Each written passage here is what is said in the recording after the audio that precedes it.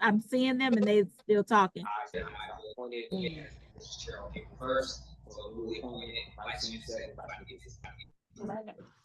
I'm Pastor Andre.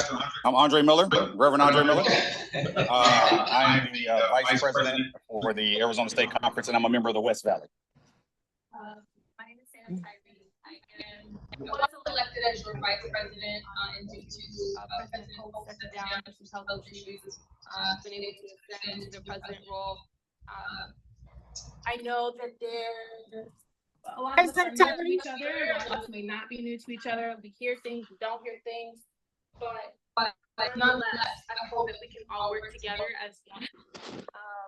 We do better work and we work stronger together, right? Rather than letting other folks divide us.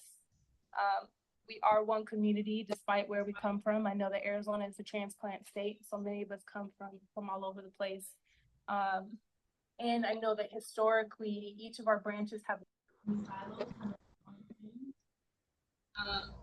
But I'd like the state conference and all of the branches to work together as one. This year are education, housing, all of those under the umbrella. We are an era of youth, and would like to see our branches and the state conference forward our generation. And we keep saying that we want young people to be involved, and if we're going to say that, we need to be about it too. So I hope that all of you will join me in helping us identify the young folks that we would like to see take over for us one day. The minutes. An opportunity to review the minutes. Questions about the minutes.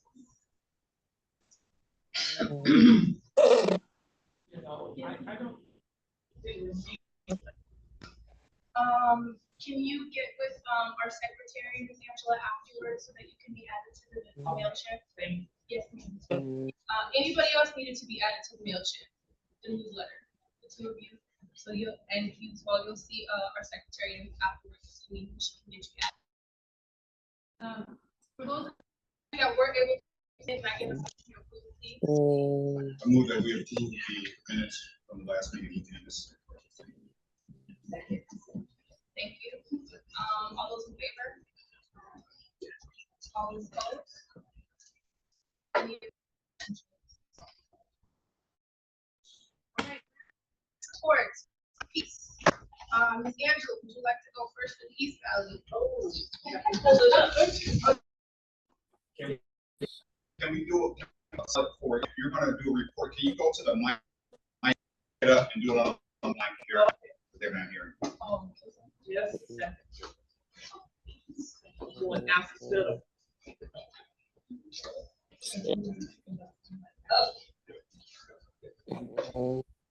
I think my voice carries, but it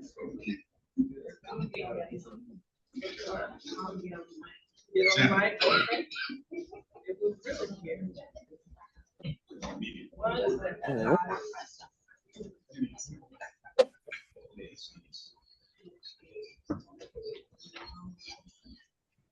Okay, so I don't have it. We can move on. Yeah, ready to find it.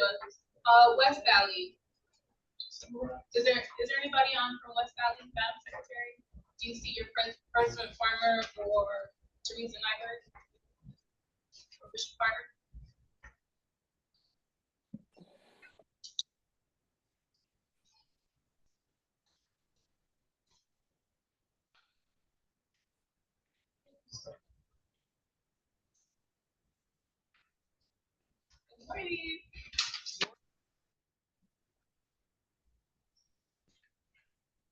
Okay.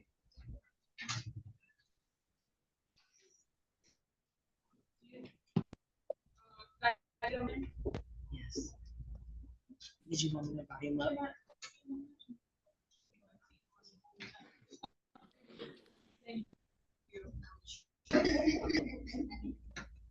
Yes, Ms. Larnell. Larnell is on. Yes. Are you able to turn your computer up? Yes. Ms. Larnell, can you hear us? Yes, I can hear you. Okay. Can you start your? Darnell,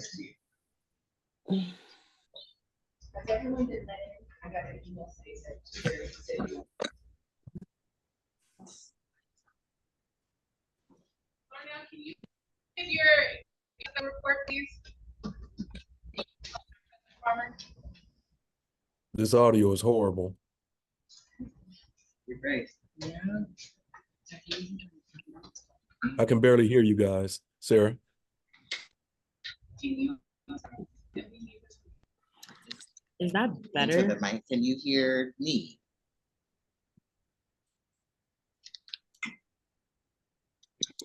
Hello?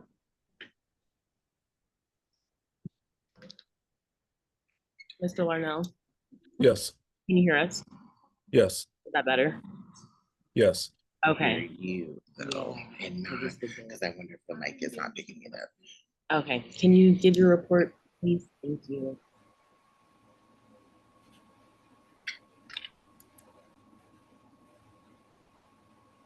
Excuse me.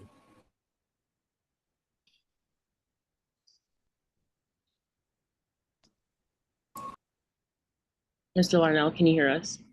Yes. Okay. Can you proceed with your report, please?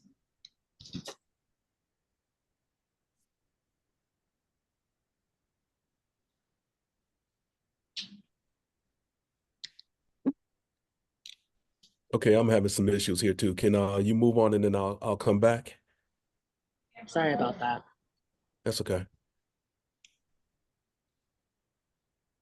Sorry for the delay. Sorry. Okay, I'm Angela Copeland. I'm stepping in for our secretary, Michelle Rose. In the wedding today. You can grab the mic. Oh, Yeah, you go ahead and pick it up. okay. And let me know if that's okay. Okay. All right. This is pretty summary level for the second quarter. That's between March 8th and, kind of up to date through June. Administrators recruited 2 advisors. They haven't, they're not working yet, but we've recruited. Administrative wise, we've also elected our delegates for the national convention. And in order to do that, that means our report is compliant and we paid our assessments.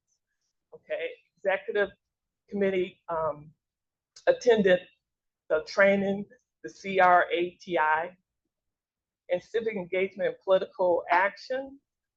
We supported Equity and Fairness for All Arizona Act, supported ASU, I think it's called Trident, participated in the Congressional Candidate Forum, our state conference, which was received. Let's see, criminal legal system reform. We shared resources to remove, juvenile fines and fees. That was a win. For community and education, we had the Boys and Girls Club Employee Diversity and Inclusion Fair, Age Conference, Center for Study and Race and Democracy, delivering Democracy Community Resource Fair, the ASU Black Brilliance event. We participated in the Water Festival and Mural Project in Mesa. And we spread out to 6 Juneteenth events across the valley, including Chandler, Tempe, Queen Creek, Phoenix, Scottsdale. Tempe had a couple of events.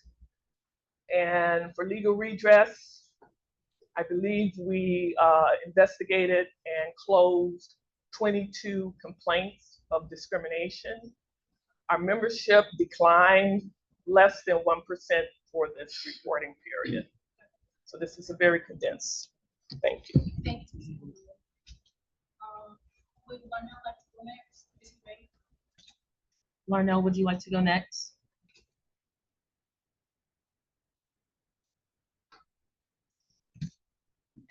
Larnell, can you go? If he's not ready, it's okay. Madam President, would you like to go?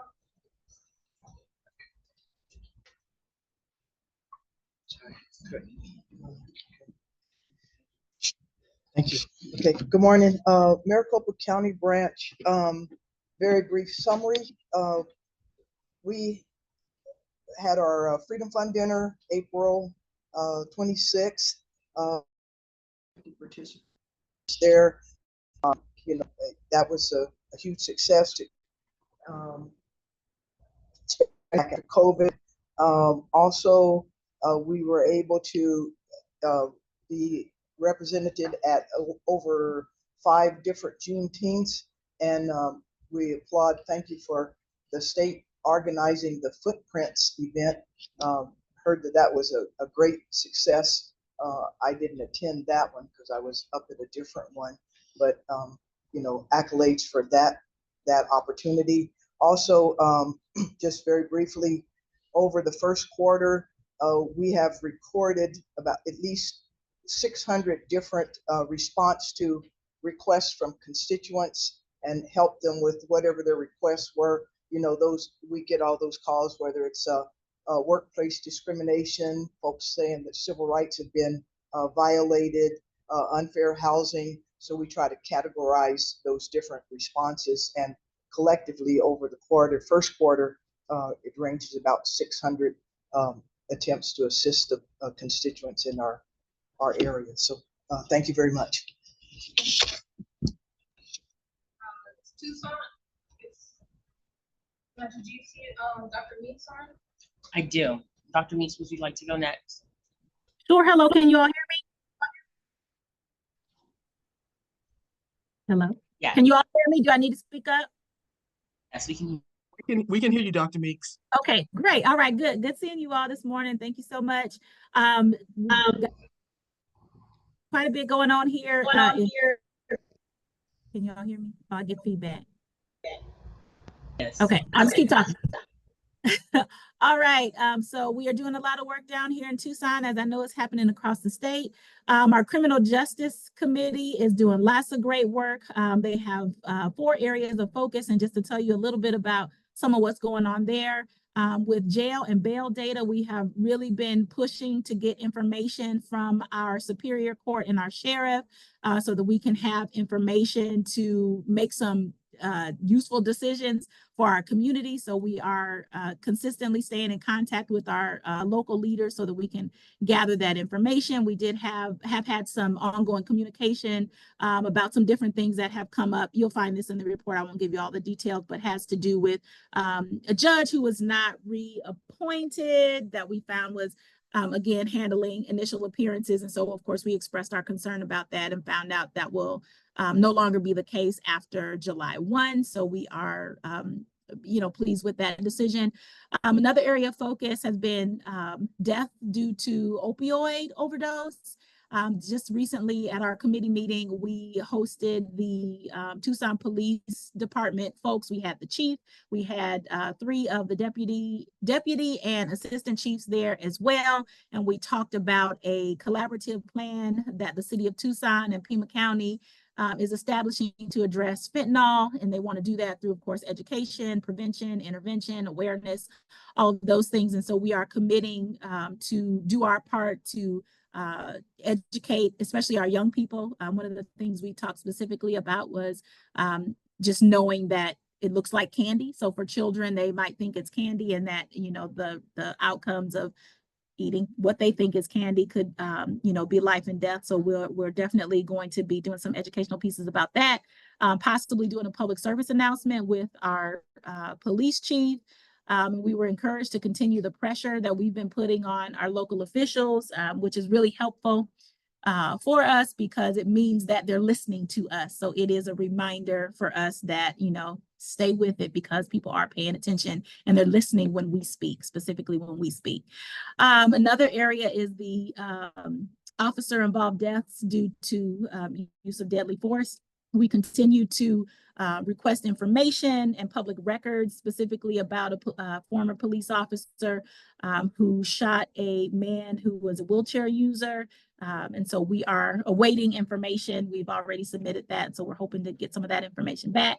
The committee is also interested in doing some research and preparing a report and recommendation similar to what we did with cash bail, but to do that in order to address the restoration of rights for those who've been incarcerated. So we think that will be really important for us to not make folks have to jump through hoops and go through these process, but that upon release, they would automatically be given their rights back. And so we hope that we'll be able to work, of course, across the state to make this happen.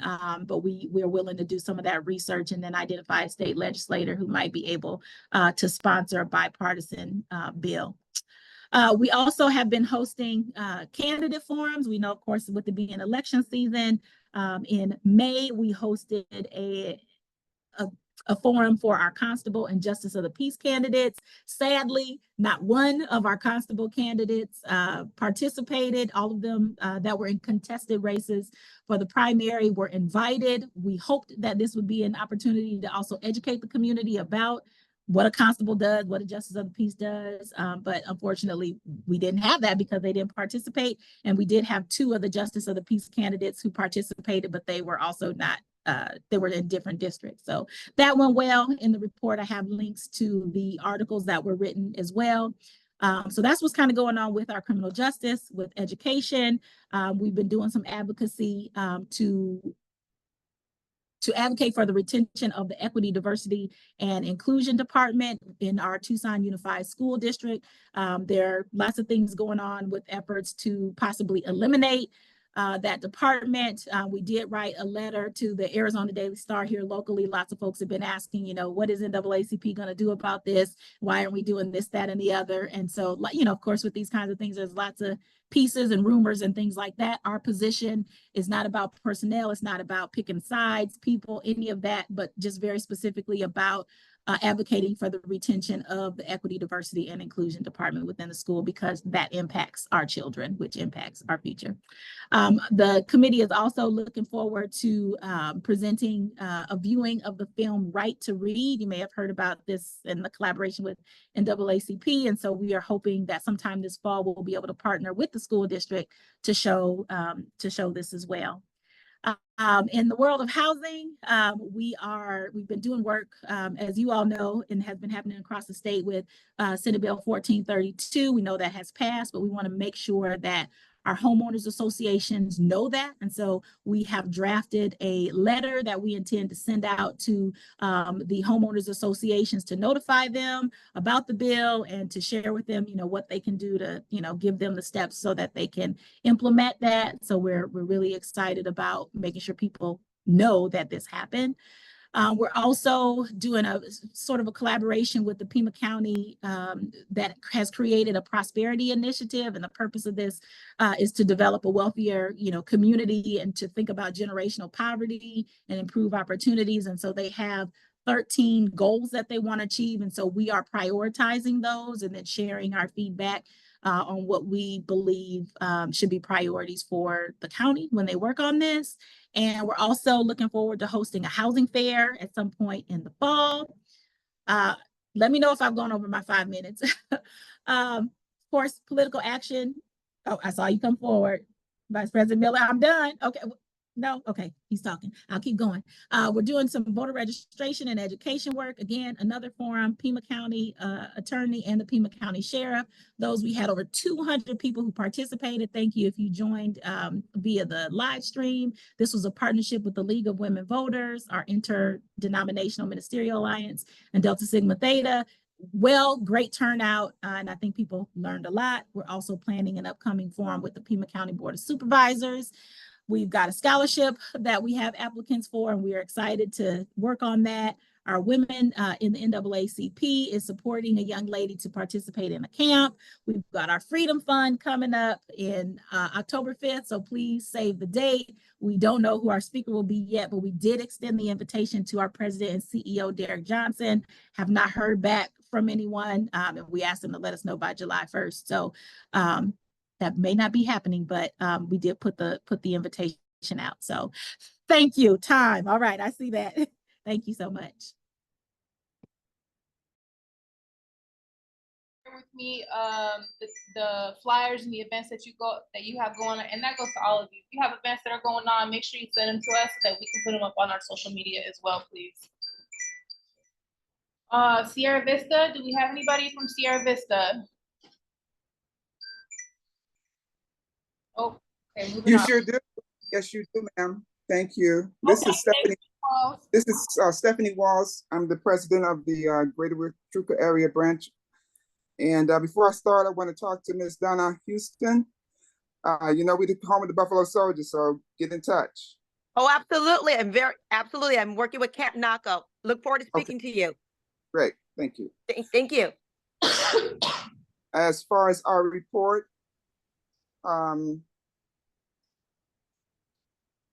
we have a healthy community with no legal redress complaints issues during this quarter. We also have our branch's political action and criminal justice committee have kept us well informed of all the issues that not only affect our community, but also will be of great importance during the election cycle. Through our monthly meetings and emails, we keep our members engaged and informed of all events within the community. The branch has continued to support the Juneteenth celebration, which was held on June 19th. The committee that put that together did an excellent job, and the event was well supported by the community. Upcoming, we are going to plan on host a candidates forum in August. We will have our first in-person meeting since COVID in August with a Zoom link for those that cannot attend. We will be selecting our nominating committee along with giving them instructions on how to canvass our membership and putting together the candidates listing for the branch elections in November. We will be having our Freedom Fund luncheon in November. And as far as everything else, we will be in preparation for Dr. Martin Luther King event in January, our 56th anniversary for our branch in January, and the Black History Month events that will be processed and planned for next year's February. That's the end of my report. Thank you, President Walls. Can you do me a favor and drop your email in the chat box for me, please? Sure. Thank you so much. Thank you for your report. And congratulations on your 56 years. Thank you. Of course. Anybody from Flagstaff?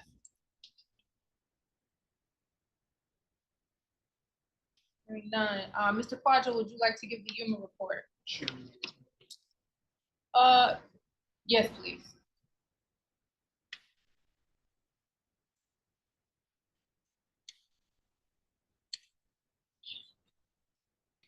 During the second quarter of calendar year 2024 period, branch 1016 continued plans to coordinate for the Juneteenth remembrance. The branch primarily utilized own and augment media channels to inform the public of updates of the event, publish vendor and sponsor opportunities to recognize vendor and sponsor contributions. In April, a general meeting of the branch took place on 6 April and was presided over by President Sells. Secretary Shannon Alfred Jones confirmed the membership population of 63 active members. The branch was active at the start of April. Thelma J. Lundy and co-chair Imani Thomas proposed an event date of October the 26th for the Freedom Fund event to take place at the American Legion Post 56. Ticket sales were proposed to end on October the 5th of the year. A portion of the Freedom Funds fundraiser are supposed to go to the special committee for our scholarship, John Bud Johnson. We had Beverly Cade and co-chair Karen Watts propose a date of the 15th for our Juneteenth event. And Mark Newton, who was president at the time, provided updates about the voter precinct working aspect and how many precincts had openings. There were 11 openings he was telling us about. We could choose to try to take part in. Member Karen Watts and Norman Nelson disclosed their intention to run for public office. Myself, I was a visitor at the time, and I briefly spoke about the work that I do with nonprofits in the local area. I was asked at that point to assist with the Juneteenth. President Sells and presided over executive board for the branch on the 30 April. And then President Sells informed a special committee that for Juneteenth that we would have, that she had lined up a guest speaker for us. That was U.S. Colonel John Nelson, of the commander of Yuma Proving Ground. And he affirmed that he would be there to speak. In May, the special committee for Juneteenth, again headed by Beverly, she continued the plans and engage in pre-activities from May to the 1st to May the 31st. A general meeting was held again on May the 4th. First Vice President Rodney Thomas presided over it. Our secretary confirmed that our membership had reached 66 active members. The Vice President we got copies of the bylaws, made sure all our members received a copy of the bylaws. We realized that our members did not know the bylaws.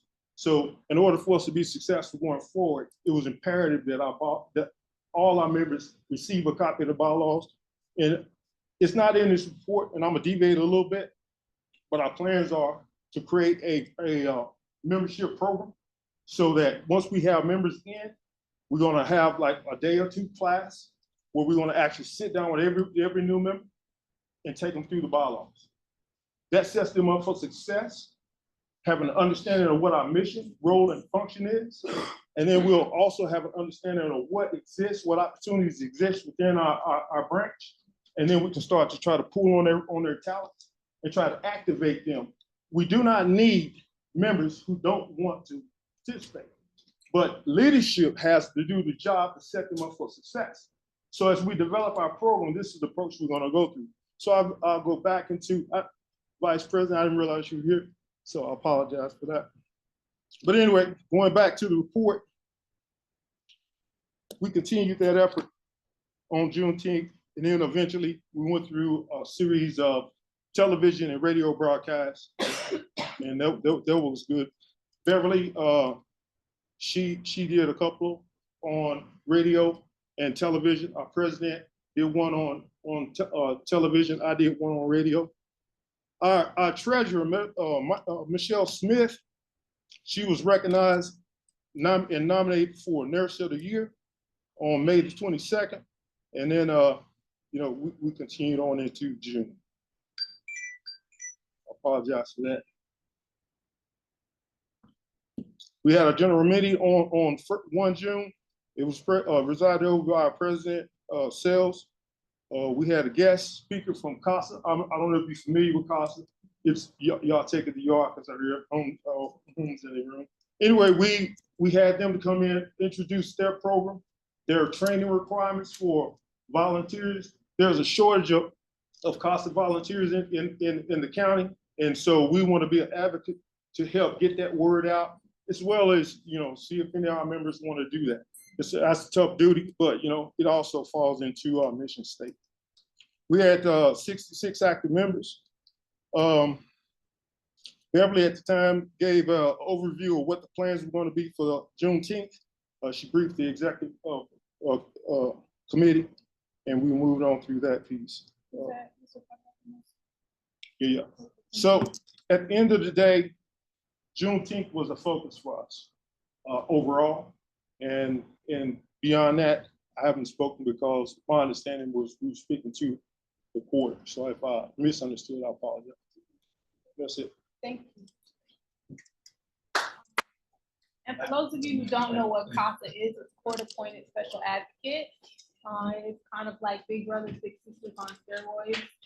You go through training, you select what types of youth you would like to work with, and you become their advocate. You work with their guardian ad litem. You attend court hearings with them. You can go to school with them. You can help them with their health needs, things like that. So I think it's wonderful that y'all decided to take that on. Just as a whole, I know that we need more men to step up and do those things as well. So thank you, Quadro, for your report. Thank you, Mr. Vice President, for being here. Winslow, do we have anybody from Winslow?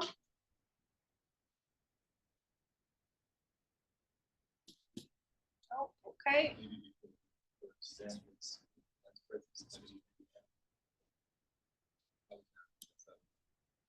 It was a very excellent report, and we appreciate Brother Quattro taking the initiative to put this together and deliver to the youth program. We plan on starting from the ground up to attract our youth and to instill in our youth. We have some dates in mind that we like to lay out for them. And on a different note, we're looking to attract some men just to start a big again from the ground up to get some work together to sharpen each other first, and then to take some of the things out for our younger brothers to see and also to partake. We said that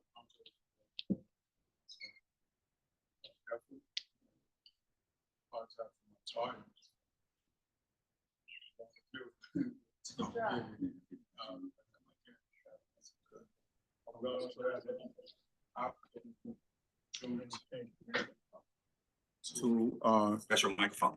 all right, we had a after the Juneteenth, we had a meeting to kind of go over the things that went well, the things that we want to work on, and some things we want to look for in the future for Juneteenth. We're looking more to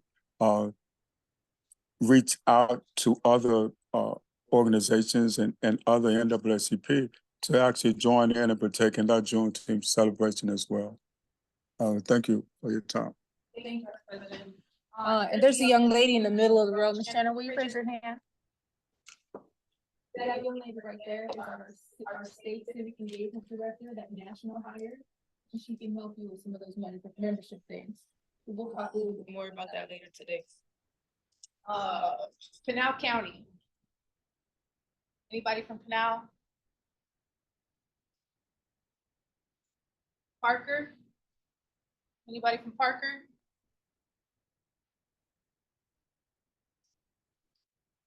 Phoenix College. Come on,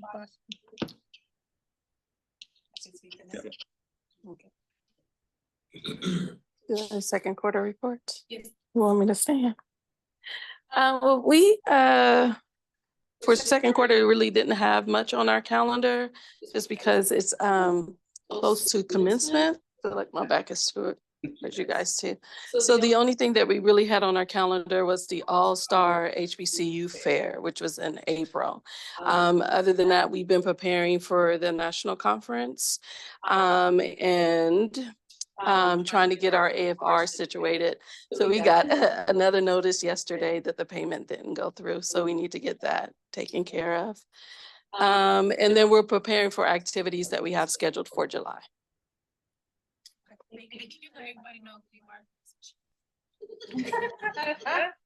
Good morning, I'm Dr. Vichy Worley-Moore from Phoenix College. Thank you so much. So for your AFR, we paid it 3 times. So even though you got one, it went through. Yes, ma'am. Okay. Don't worry. It's okay. Miss Fallon, West Valley U.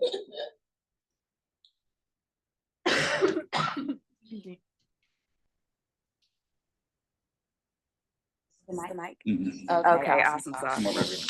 Oh, sure. Okay. So hi, everybody. It's just second quarter. Ooh, okay. So we had a lot happening in preparation for the summer. So we are actually a newer youth group. We just started over this last year. And we've been blessed to have 31 youth that are actively engaged in our group. We've had meetings every single month. We've done 6 events, but specific to the second quarter, we prepared, of course, for Juneteenth. We did 4 different Juneteenth events, Tempe, Goodyear, Glendale, and Maricopa. in which our youth in particular were able to collect over 250 new newsletter participants. So we do a lot of auto texting, and we send out those updates and events and different things that we're doing around the valley via text message, because it seems to get to people a lot easier that way. I think that's kind of responsible for our engagement with the community. We also are preparing for convention by the grace and blessing of Sarah and Bishop Holt. They are taking our youth to convention, and we have 14 that are going. We are in compliance because of what they've done. Not only are we in compliance, we just got the information that we can reconcile. Our youth are going to be voting. They're going to be, and I am, the claps go that way, but yes, they got it together. And it's going to be a really exciting time for them, because this summer alone, our youth have participated in the summer work program, where so far 8 of our West Valley youth and 16 youth in partnership with the Greater Phoenix Urban League have been working for $15 an hour for 20 hours a week, for 20 hours a week for 5 weeks. And they have been doing voter registration around the community, and they have also been phone banking and surveying for the election.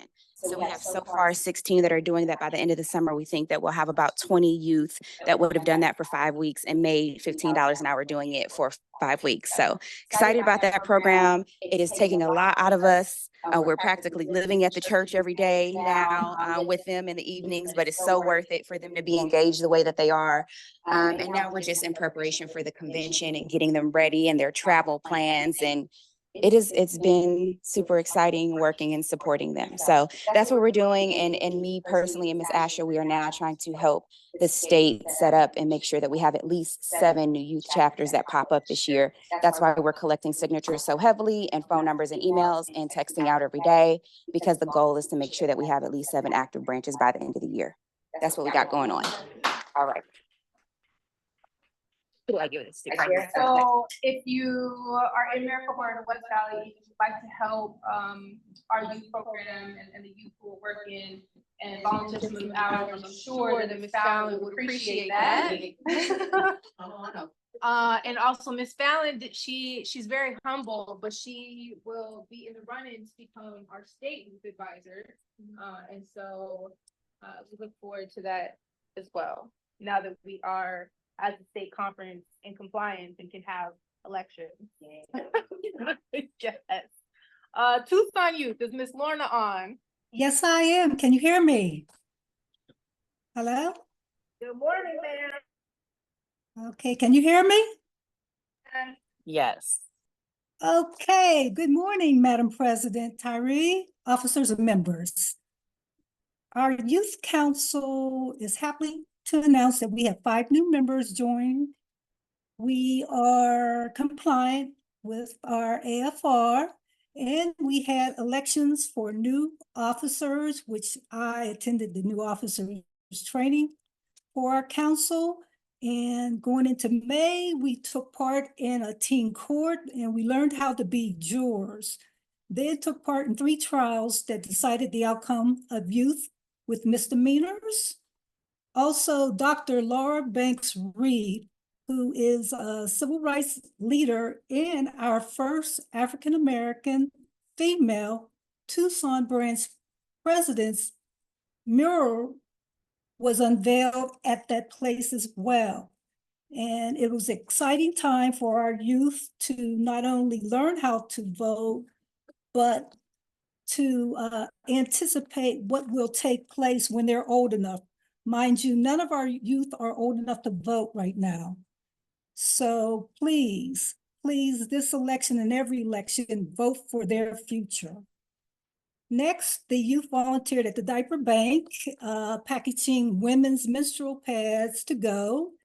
And that was a pretty good experience for them, and especially for teens who have no idea that there's a need for those products among our youth. Next, the youth president, Anthony Agator, participated in Juneteenth student panel, and he did the panel Talking Black in America and the Future of Black Tucson, which was very informative about what our students experience being in their neighborhoods, maybe the only person of color, or in their schools as well.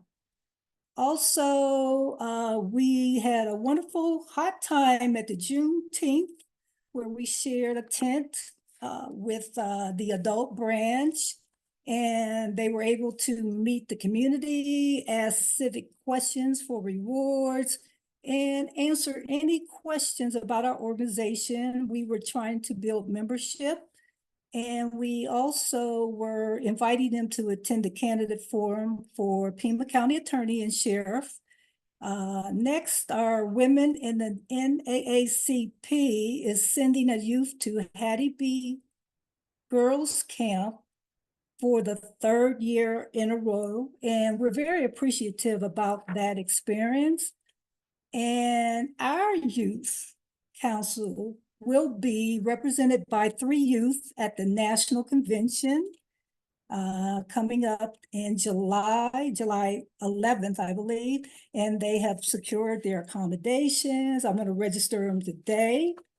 And I would like for our youth to connect with Arizona youth that is going there as well. So can you put your contact information in the chat if you are taking youth there? I like to look at it as the youth meeting their first cousins on this trip. So we want to connect with family from Arizona.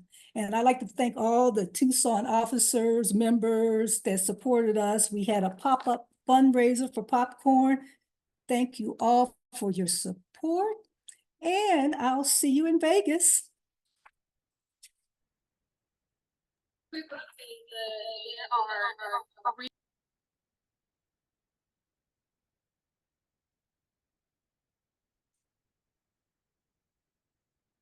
To both of those youth advisors as well. We're looking forward to it. So the state conference is hosting all of our youth to go to National Convention, paying for their travel, their lodging, and their registration. There is a youth college luncheon that they'll be attending as well. So they're getting some really great opportunities. First time in a long time that we're having almost 30 youth go to convention. So it's a great year. It's a great year, and we couldn't do it without all of you. President Farmer, are you ready to give your report? Yes, ma'am, I am. Excuse me. Okay, All right, I you can proceed. apologize. I apologize. I'm in Chicago, and somehow I got sick, so I don't have my notes with me and all of this stuff. So I'll give a brief summary. We stay busy, as Ms. Fallon just stated. She's part of our branch. Her youth committee is under our branch, so they are doing a fantastic job. We partner with the Red Cross, and back in a couple weeks ago, we did a sickle cell blood drive, and I think we initially had 16 people sign up, but I think we ended up with maybe 14 people that actually donated blood. So we're always trying to get those numbers up, because as we all know, sickle cell is really, really important. And I'm finding out more and more every day about the need for blood from us for us. So that's an important thing that we have been doing. Political action wise, we all know that the election is coming up in November, and then the local elections are happening now. And then in Maricopa particularly, we have a sheriff's race that's going on that's very, very important. And we currently have the sheriff that took over for Sheriff Penzone, who resigned late last year. So the current sheriff, he was a Republican, now he's running as a Democrat. So we have all of this stuff going on. So it's as I stated, it's an important race, and that's one of the local issues. And then on the criminal justice standpoint, that kind of falls under that also. What we've been working on continuously is the issue that we've been having in Buckeye with Daniel Robinson. He's still missing in the Buckeye Police Department, what they did and did not do. So we're fighting with that. There was a police-involved shooting in February of 2023 where a young man from Chicago, 17 years old, was shot in the back and killed by a police officer. The current County Attorney Rachel Mitchell refused to pursue charges against the police officer. That was in February of this year. So now I've been in contact with the Avondale Police Chief, who continues to proverbially kick the can down the road, saying that they're still investigating it to see if the officer violated any of their rules to so they can fire him or not fire him. As I stated, I think they're just pulling us along. So those are some of the things that we're finding from the criminal justice standpoint. And then I think we're in full compliance with our AFR, if I'm not mistaken. So that's all good. And trying to think off the top of my head, I believe those are some of the important issues that we're working on. I'm sure I'm missing something, so I apologize, but that's pretty much it. So thank you, guys. Are there any branches that I missed?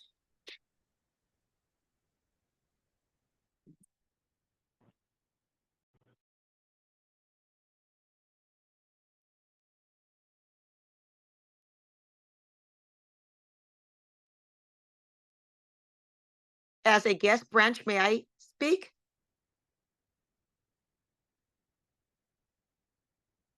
Yes. Hi, again, this is Donna Jackson Houston from the Pomona Valley branch. On behalf of our president, Jeanette Ellis Royston, we'll be attending National Convention. We have 5 delegates, and we have a resolution for the Buffalo Soldiers to be added to the National Convention, National Education. And we're extremely excited and look forward to meeting everyone who will be attending the convention and ask for your support. And I put in the chat, but just briefly, I don't know if you've heard about our organization out of Arizona. I have a lot of family in Arizona, but especially Nogales, where my grandfather, Lucius Jackson, was a World War I Buffalo soldier stationed at Camp Little on the border. And we have an annual event to kick off Black History Month.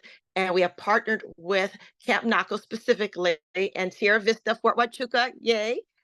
So would love to just continue to reach out after this to see how we can partner to attend again this event in Nogales to recognize the Buffalo Soldiers and their significant contribution to American history. Thank you. Our vice president is gonna DM you my email so that we can learn more about the resolution prior to the convention. So I look forward to talking to you about that. Thank you. Of course. All right, anybody else, any other branches that we missed? Oh, all right, moving on. Next 18 months. I would like for this conversation about membership to be a conversation. I know that previously President Holt mentioned that we were going to open up new branches because we're growing.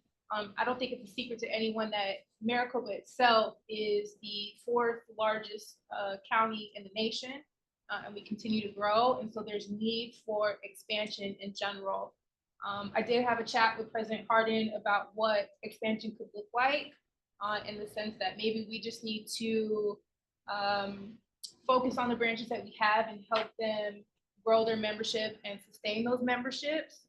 And at the same time, I believe that they're, at least in Maricopa, in the East Valley and the West Valley, those 2 units are growing exponentially. And I think it would be helpful to everyone if we added an additional branch to both of those locations so that they can help spread out the need that keeps growing, right? I think you said you had 600, or there's so many calls that are coming in, and sometimes it's one team can't manage it all, right? And then we do have smaller branches like Yuma, like Tucson, Flagstaff, and so on that they do need membership sustainability. And so I would like to hear from all of you what it looks like for us to grow our members, to sustain our members, and so that we can also have that delegate and voting power when we go to convention next year and the year after and the year after, because we're going to continue to stay compliant to be able to do those things. So what are all of your thoughts on how we can continue to grow our membership and sustain those things?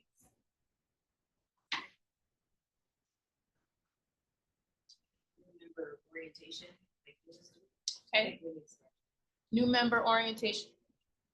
So just on that topic alone, I'll tell you that we've had a number of conversations with National as well. It's ridiculous how old the organization is, in that branches and state conferences don't have training that they can go to kind of teach them what it is that they need to know. So I know that the last conversation that I had with Vice President Kane is that is something that she's working on. She acknowledges that it's long overdue, but hopefully we could see it this year and not another 5 years from now. What else? I do agree. So Yuma, our strategy going forward is we've looked at the critical past because we take lessons from the past. And over the past, we have seen what former presidents, when we look into 1960, 65 and whatnot, we see strong presidents that were able to move the mark in a lot of areas, but they were able to do so through certain things. And they also left us advice. And so we went through and read the papers that they actually wrote as they spoke to the membership at the time. And one of the things they talked about was not resting on your laurels. And that's a trap. So one of the things we'll be doing is we will start to get out more and engaging with other nonprofits that specialize in certain things. So we might not be good at everything, but we can partner with somebody like CASA and bring them, plug and play in with them, let them get their name out, but they help us meet in the areas of health or family or housing or whatnot, because they specialize in it. They do it all the time. So we'll do that because we've been working in isolation. That you can't function today as a nonprofit through that. So by having those external relationships, that's going to move our name out, bring more capability into our branch, and then it's going to also help with our recruitment, because now people know more about us. They know that we care about the community. We're not just a bunch of Africans hiding out in the building. They only care about Africans. They can see that, hey, our membership, like I said, our treasurer, she's not African, but she's our treasurer. Very good at it. And by the way, she's nominated for Nurse of the Year. That's still us. So that's one of the approaches we're going to take. Love it.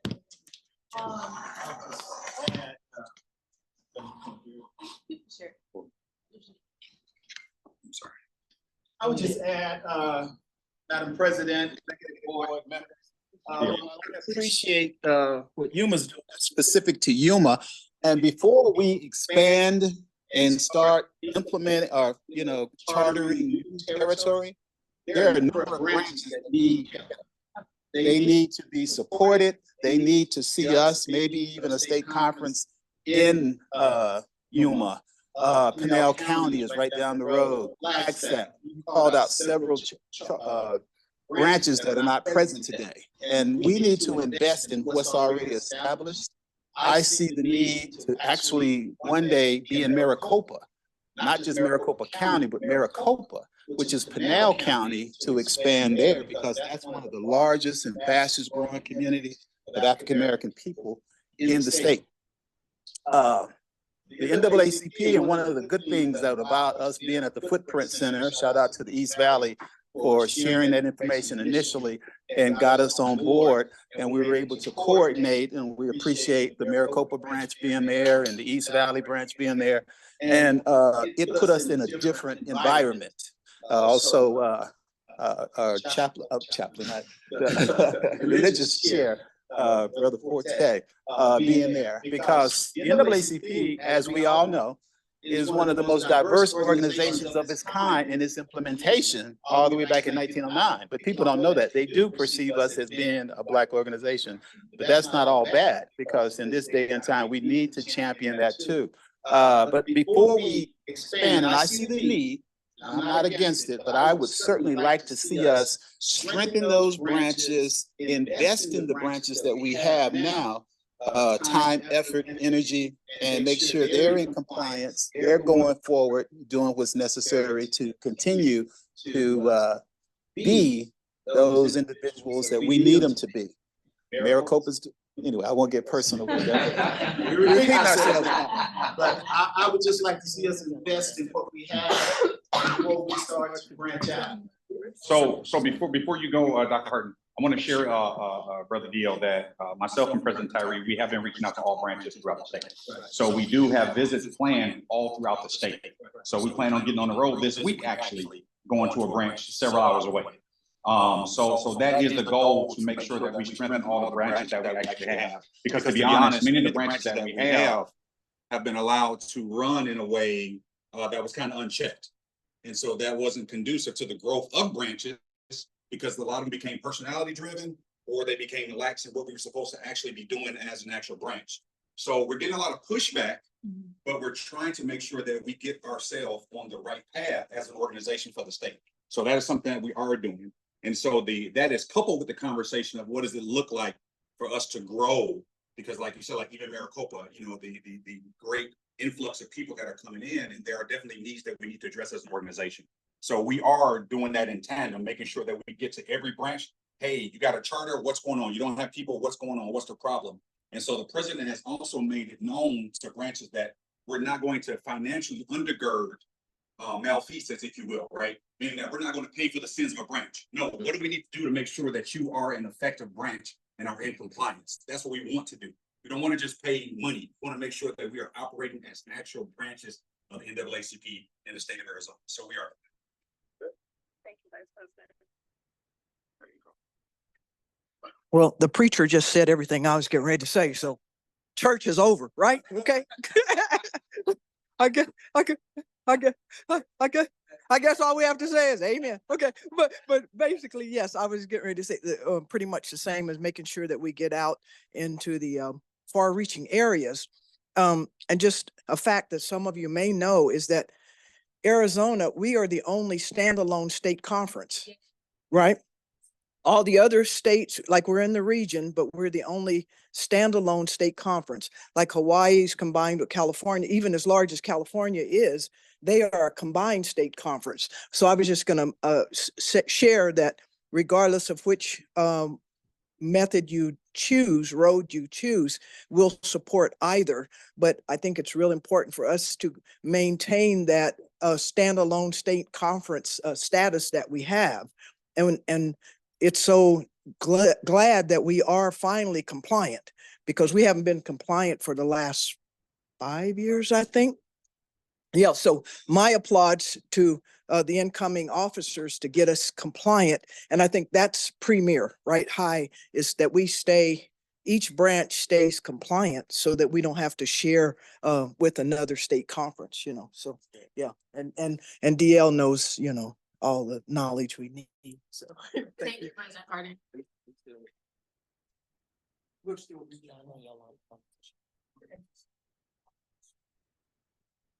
So I guess I probably should apologize in advance because I actually have a different opinion. And my opinion is more of the McDonald's approach. Oh, okay. Hi. Hey. So I got a little bit of a different opinion. My approach is more of a McDonald's approach. Coming from a corporate world where we're trying to divide and conquer, I feel like we are only as good as where we're reaching out. And it's not the same if we're trying, me in particular, if I'm trying to reach a youth in Surprise and Sun City, but my group is meeting in Litchfield. So for that reason, I have worked with Sarah and the state to try to separate us into 7 different regions so that I can tackle the youth in each region. And I think that's a big deal. You know, if we expect parents to drive all the way from this area down to this area once a month for every event, we're just not going to get the attendance that we want. And I understand the need to strengthen our branches, especially on the adult level, but I don't know if we have enough on the youth level to just focus on what we have. So I would like to see more, the McDonald's approach, 1 on every corner. I would like to see that we are reaching more out into the schools, and even if it's micro groups, or I guess whatever, what do they say religiously? Wherever there's 2 or 3 gathered in his name, I want to see more of that. If it's just a group of 5, if it's just a group of 10, I think that's really important that we allow the youth in that area to meet where they are and not ask them to come where we already are. So that's the approach that I'm taking. I know that's a little different, but I hope everyone agrees. Certainly, and it's not really the McDonald's, it's more Circle K. Okay.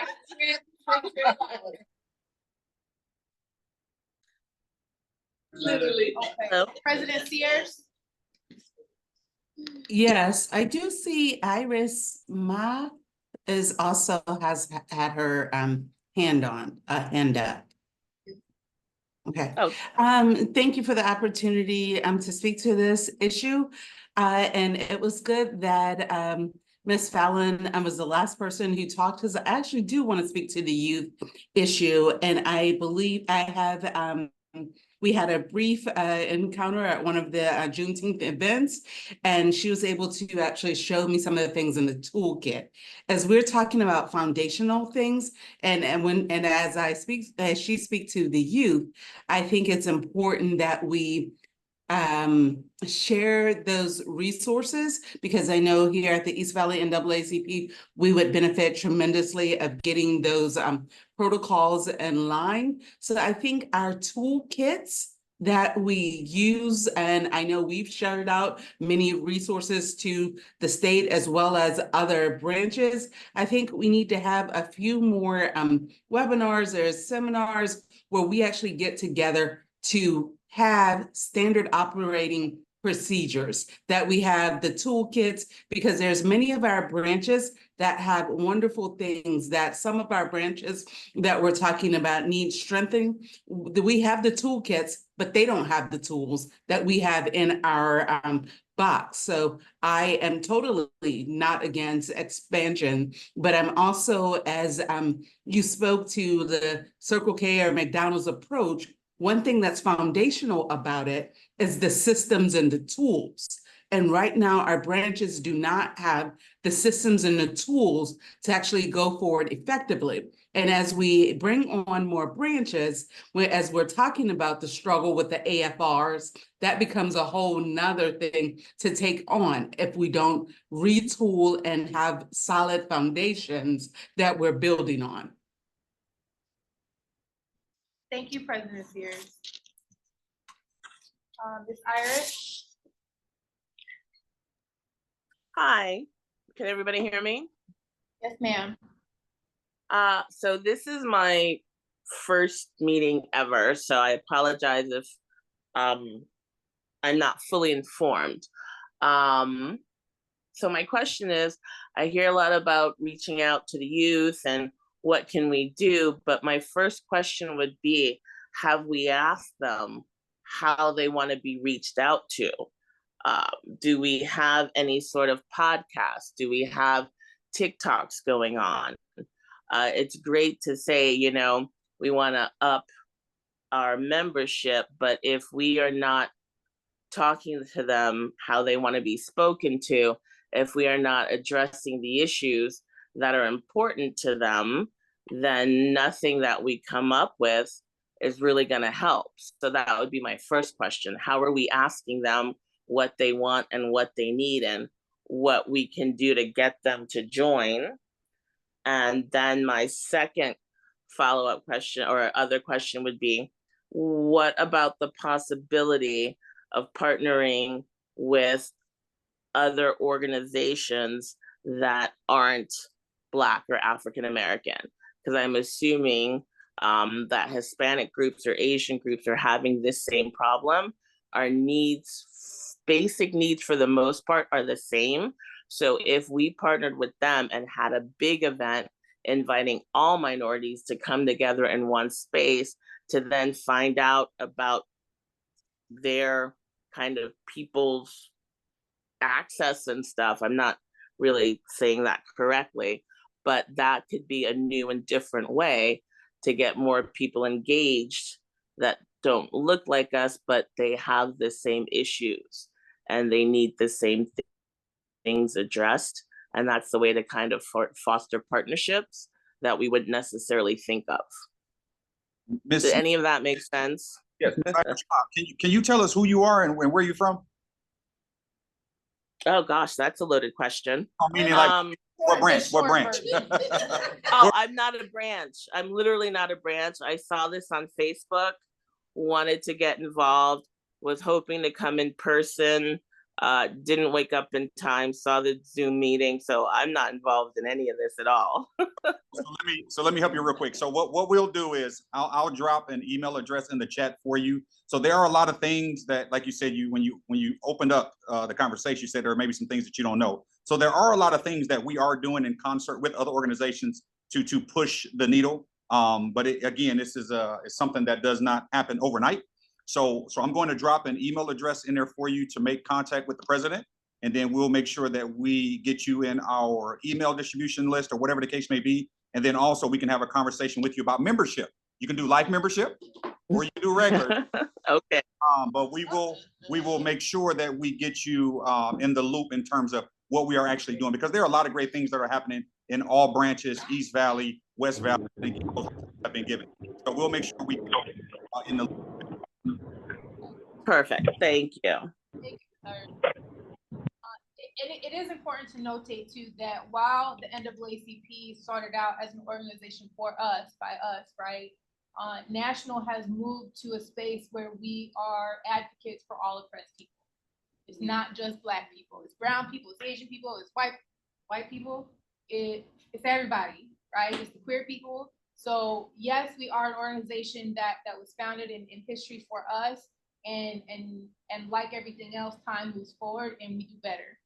And so to that extent, we do have some work to do in letting the community know that we have grown as an organization, and we will continue to do so that it's not just for us, by us, and us only. Yes, Carlin. Come on, girl. Dr. Meeks, her hand is still up. Yes. I wanted to. Hi, y'all. Muted. Hi, folks on Zoom. Can y'all hear me? Cool. Hi, everybody. Carlin again, use they, them pronouns. And I want to address what you just said, right? Because I think that there is a conversation about how the NAACP still needs to remain Black-centered while also still working with other people, particularly in Arizona. And I'm going to contextualize this by saying that other groups, they're not having conversations about Black people. And I've been to enough stuff to I can say that confidently. And that's no shade. It is just that I think that we just have to honestly situate ourselves around what does it mean for us to be in true partnership with people in a way that actually does benefit everyone and is not at the expense of Black folks, yes. Right? Yes. And so I was at Vice President Harris was here in Phoenix on Monday to commemorate the 2nd anniversary of the Dobbs decision. And the event was clearly meant towards a particular audience of folks that were not Black people, right? Which is fine. I understand Latinx people make up, I think they are the 2nd largest group of people in the state of Arizona demographically. I have no problem with that, that's fine. That's true, those are the facts. And also, there was a way though that folks in the event were able to talk about how there was a person who was the first Latina commissioner. That is a huge accomplishment, and that shouldn't be taken away from people. And also though, folks refuse to acknowledge that Kamala Harris is the first Black and South Asian president. And that's a problem, right? The fact that you will not say that this is a Black person who has also done amazing things in a similar way that your community wants to be supported too. That is an issue, and that is an ongoing problem with different folks who I have known, who have organized, people who are from the state, people who have moved here as transplants, with trying to work with other communities of color, not recognizing the ways that not seeing that our issues actually do overlap with one another. There are Black migrants. If you ask some people, they're going to pretend they're like, what are you talking about? No, there's not, right? And that is the thing, is how do we stay Black-centered and also say that, yes, we recognize that our issues are intersecting, but do you? Oh, can I kind of speak to that? This is Irish again. Actually, we're gonna save that. Oh. Dr. Meeks, you had your hand up, and then we're gonna move on to the next topic. Wait, I had my hand up too. My name is Lorna Ingram. I'm an advisor with the youth. Okay, Ms. Lorna, let Dr. Meeks go, and then we'll go to you, and then we'll move on. Okay. Okay, I just wanted to add to this conversation, when we think about our membership sustainability, just thinking about who we are, and some of you have spoken to this already. I think some of the challenges that I see are that we say we are the NAACP and we expect people to know what that means. And unfortunately, people just don't.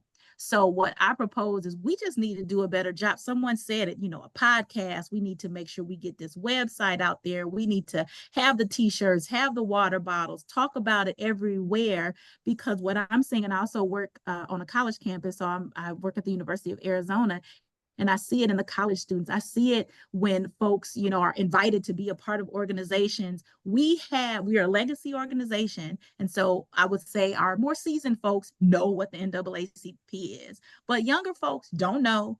And in some situations seem like they don't really care, or they might care about the things that we care about. You see our mission, I see it in the chat there. So we know what our mission is. We want to eliminate race-based discrimination. We want life to be better for Black people and folks of color. But there are so many different ways that people are approaching this. And what I found is that folks who might be doing it with organizations that they've created on their own. So these grassroots organizations, nonprofit organizations, ways that they are creating things on their own, don't have some of the challenges, I would say, that we've even talked about today. If I just want to go get a group of my friends together and organize, we can just go do that thing. We don't have to have an executive committee meeting, a committee meeting, a state conference meeting. We don't have to pay an AFR. We don't have to deal with a portal that only one person can have access. Like, there are these challenges, and I'm not saying that those are bad things. I think those structures are important, but I think that for me, and I've seen it trying to encourage college students to get involved in NAACP, they don't want to pay the money. They don't want to have the restrictions that our organization has. So we need to talk about it in such a way that they see the outcomes of their involvement being greater than the challenges on the way to get there. And we can do that. We can't just say, well, I'm the NAACP president for Tucson.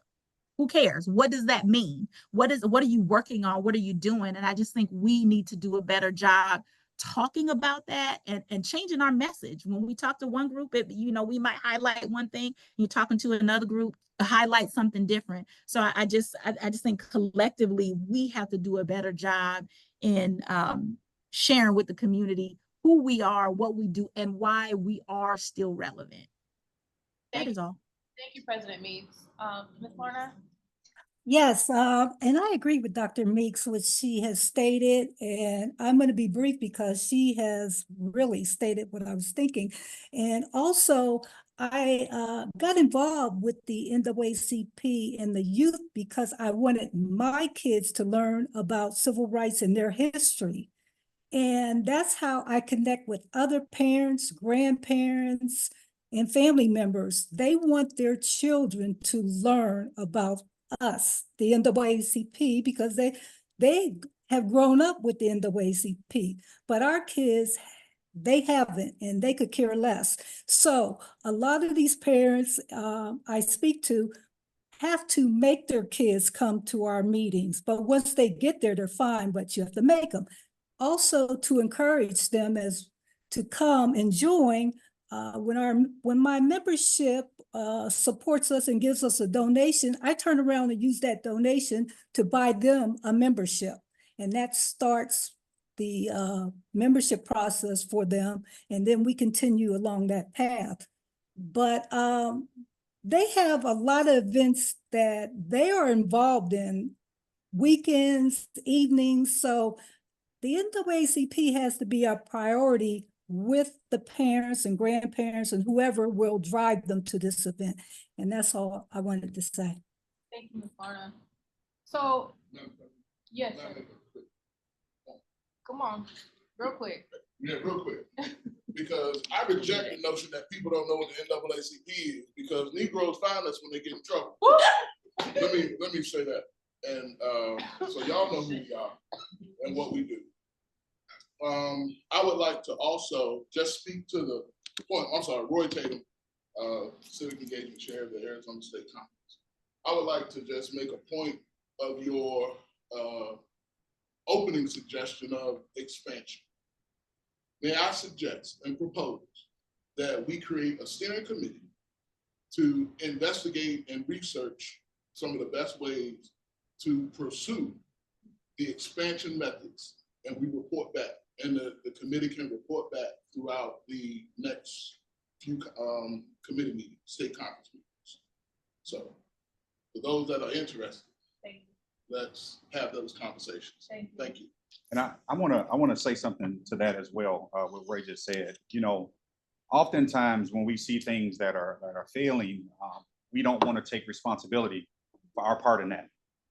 And many of us have been a part of this organization for many years, and we don't do a good job at sharing the message of our own organization, especially those in leadership. And I'm just being frank and honest.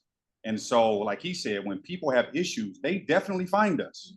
They know exactly what we do when they lose their job, when their rent is raised, when they get attacked by the police. So the community knows it. And so for us as leaders to say the community doesn't, that's not even true, because they do, especially when something happens. And so when they reach out to us, we show them who we actually are. So they already know. So I think that, you know, it goes a long way for us knowing as leaders who we actually are, and then us in turn sharing that with individuals. And so we definitely need to do that. When I moved to Arizona, I joined the East Valley NAACP. East Valley NAACP was very active. Everybody knew who they were. They did not settle on who they were for the sake of being in rooms with other individuals. So people do know, and I think we as members need to do a better job with sharing who we are in various spaces that we find ourselves. The NAACP, everybody know what it is across the whole nation. So I don't own that like you, Ray. Roy, I don't own that either. People know who we are, and we need to operate and walk like that. So. Okay, so sorry. Ma'am, We're not. Oh. I'm so sorry. Thank you. So to those extents, and the things that y'all have raised, you've raised amazing points today, things that we're going to take into consideration. The steering committee is great. And I think that can be done in concert with our civic engagement chair that National has hired for us. So she's already going to be all over the state anyways. We might as well do the work at the same time. And to President Meeks's point, we do have to have different conversations with different communities, right? That's what candidates do. They know who they're talking to, and they have conversation A here, and conversation B here, and conversation C here, and they get people to buy into their platforms and the things that they want to justify and push forward in that capacity. So we do need to do that, and understanding that we as a whole goes into my next topic of working together in teamwork. We are one community, right? We have different things that are important to us, and we all came to the NAACP for different reasons, of course, certainly. And also, the things that are important to you are probably important to 100,000 other people. Things that are important to me are important to 100,000 people. So how can we come together and use messaging effectively? Not just say messaging, effective messaging. And that's something that I would like for us as a state conference to work on, so that while we are doing different things within our branches, we have the same messaging when we go out to the community and meet with people. And so we will continue to work on that. I continue to ask for your feedback and guidance. No, I have not ever been a state conference president. I have only been a branch vice president, and I have not been a member of the NAACP as long as many of you have. And so I do look to you for your guidance in the sense of, your girl is humble. I know a lot of things, but I don't know everything, you know? And so I want you to give me feedback. I ask for that. We talked a little bit earlier about youth and what that looks like. And so I really would like to share with you what our goal for the next 18 months is. We do have branch elections that are coming up this year, right? So your selection committee should be formed in September, with your branch elections being held in November. So I would like for all of us to begin preparing for those things. I do understand that the bylaws that we have right now are 6 years outdated, probably. And it is to my understanding that at convention, we should be getting our new bylaws. Should be. I'm just gonna say, we should be getting those new bylaws, so that will help you in the preparation for branch elections. Understanding also that any election that happens outside of Election Buddy is not an official election. Just so we're all on the same page with that. As far as the youth goes,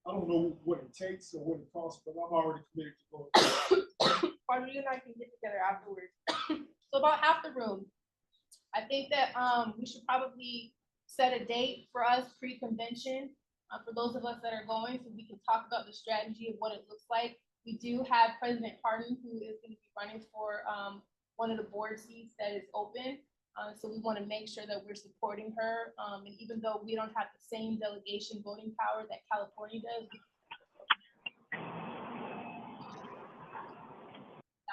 she has flyers made, and we're gonna go print those out and make sure that we're talking to folks while we're there so that we can get somebody from Arizona on a board for once. For once, it's a start, not for once, it's a start. So we'll come up with a date that works for everybody so that we can do that prep. Kind of talked about branch elections already. All right, let's move into our CD1 forum debrief. How many of y'all went to the CD forum? 4 of us? Okay. It was interesting to say the least. Who all knew about it? Who all knew? Yes. Yes, ma'am. So we are obviously a nonpartisan organization, and Roy did an amazing job of reaching out to every single candidate. For 1 through 4, correct. And we had 13 folks that decided that they were going to come to our forum. 4 of them were Republican. And we, right? A lot of times we send them invites and they don't. And so there were 3 of them who did the absolute most. If we're being honest, they did the absolute most. Room full of Black people knowing damn well what they were doing.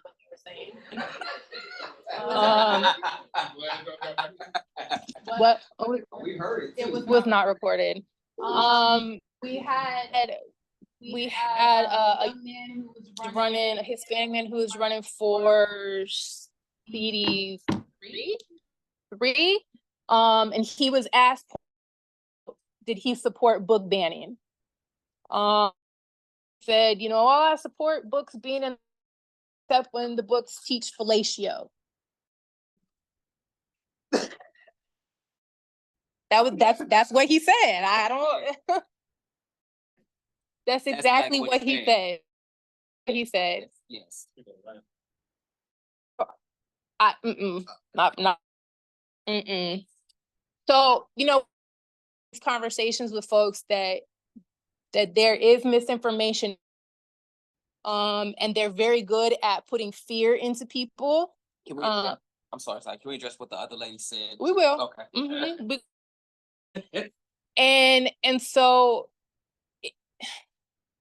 it's unfortunate that there are a certain group of people who want to use misinformation and honestly outright lies to put fear into our parents about the schools that they're sending their children to and what is being taught and what's not being taught. There was a lady who was running against Congressman Gallego, not Carrie Lake, a different lady. And not to be disrespectful, but I think most of us there thought she was homeless. The way that she was dressed and the way that she presented herself when she talked to people, she could have been. Wow. So the thing with her, she was asked about would she support or co-sponsor the George Floyd bill. And she asked us, well, which part? Yes. Well, it's not our job to tell you which part you would or you would not, or it was a yes or no question. And instead of answering the question, she decided to switch gears and say that we have to acknowledge Black on Black crime. I screamed. And so she was not the first, she was the first one, but she was not the last one to say that. And then the second, there was a gentleman who the very first thing when he got on the stage said, if it's not the Bible, it's not medicine, or if it's not the Constitution, I'm not talking about it. That's the one that Dr. Westenberg pulled him aside and was like, you gonna get read your whole life. He did. Yes, he did. He did. I want people to understand what he was doing. He walked up to the pulpit with his Bible. With his Bible. Straight slave master. He did. A room. Yes. Stood on his slave on master. It seemed like the Constitution was more important to some of the candidates too. Yeah, so let's go back to the top. Introduce where it was, and I know a lot of you guys may not be familiar with that. It was June 8th.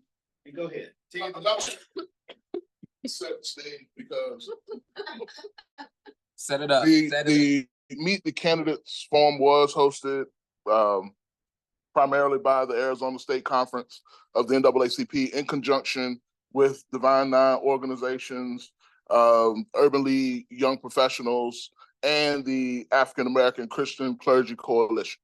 And a number of us came together. We met virtually by phone, had some in-person meetings pretty much on the ground with Pilgrim Rest. And so we appreciate them for allowing us to utilize their facilities and resources to host the event. And I did. I reached out, according to the Secretary of State, just to give details on how this happened. So I had the list of eligible candidates that will be participating in the primary. And so I sent invitation from the NAACP State Conference to every candidate in Congressional District 1, 2, 3, and 4, and every eligible Senate candidate. And so we got response from at least 14 candidates came, because there was 6 from CD1, 5 from CD3, 1 from CD4, 2 Senate candidates, and President Nez running for Congressional District 2. He sent his regrets that he could not attend because he had to be in another part of the state. So at least he sent us, hey, I would love to participate, but I'm going to be in another part of the state. So in that, and I also have a check as well, because some of the Divine Nine organizations wanted to financially support the Arizona State Conference as well. So there were $100 contributions to help with any costs that we may have incurred. And we did not really incur much cost. Once again, due to the hospitality and the graciousness of Pilgrim Rest Baptist Church and Pastor Mackey and his leadership. So every candidate had 7 minutes to share. And that's 7 minutes. 7 minutes doesn't sound like a long time, but it's a long time, Yeah. 7 minutes doesn't sound like, but it's a long time to be up on stage and talking to the community, especially if you're not used to this community. And so I will say that it was very engaging. We learned a lot. And also, yeah. And also, I will say that this for the Arizona NAACP, and this is once again why I reject the notion that people don't know who we are and what we do, because that was probably the first time that a lot of those candidates were in a room together. So understand the power that we bring, because they came and they're like, a lot of them were meeting each other for the first time at our event. Okay. So in that, we got to ask questions, we got to hear their answers, and the event, it was about 2.5 hours, 3 hours, And so it was a great way to spend a Saturday afternoon if you were interested in civic engagement. Yeah. All right. And so we also had support from the Secretary of State's office, where we were able to provide voter registration information and also voter education information. So I also want to ask anyone in other parts of the state, if you need support from the Secretary of State's office as far as voter engagement is concerned, let me know, because I'm happy to make sure that you have those resources as well. Anything else? I think we covered it.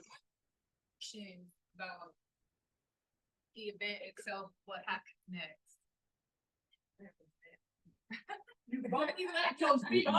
Pretty much. They had some questions about other candidate forums. I believe, in my opinion, just kind of going through this one, the next set of candidate forums can be hosted virtually, and we can begin to work together. You know, obviously, Shannon, you and your hand that. Let's support those virtually, because obviously CD9 is like the whole western part of Arizona. And it's a black man running against Carl Gosar. That part.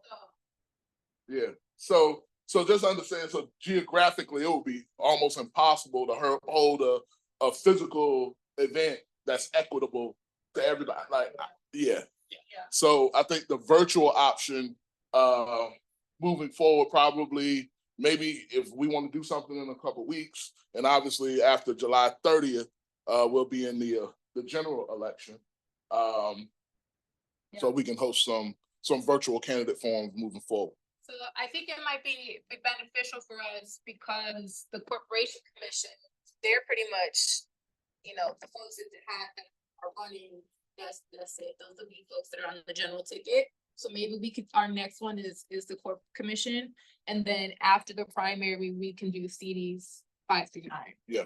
So, and then obviously people need to vote. Because it was in person, we did get a good turnout. It was a Saturday, people came, it was hot and it was freezing inside the church. But we can, moving forward, make sure that we're putting that out there, especially since it'll be virtual, that we encourage folks, Black folks specifically, because y'all know we change election ties. We do. And at the same time, so many of us are apathetic to what has been happening, and rightfully so, but we still have a duty to do. And if we do not vote, the other side will, and we will all pay for it for generations. So we need to make sure that we're getting that information out. After convention, we'll have more resources financially and systems wise to do this.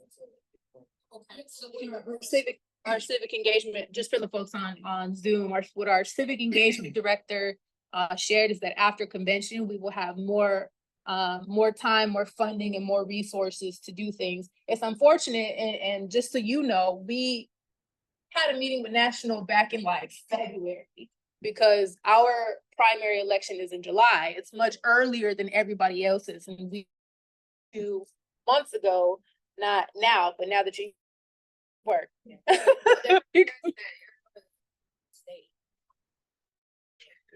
So, Bishop, my question is obviously I'm new here.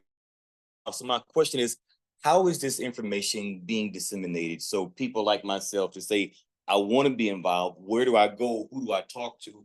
Who do I meet? So that I can mobilize whatever 2 cents, 3 cents I have, so we can get behind this and push. Because that I did not know about this meeting on June 8th. State does. The state has a Facebook page, and we do have a TikTok page. And your video got almost like 1,000 views in one day. So, like that was mentioned earlier, how are we getting that information to folks, right? And learning that there are avenues that we need to give approach to in ways that reach everybody and not just young people vote, and in the last elections they have turned out, and the 9/11 kids are voting age now. Who else? Somebody else.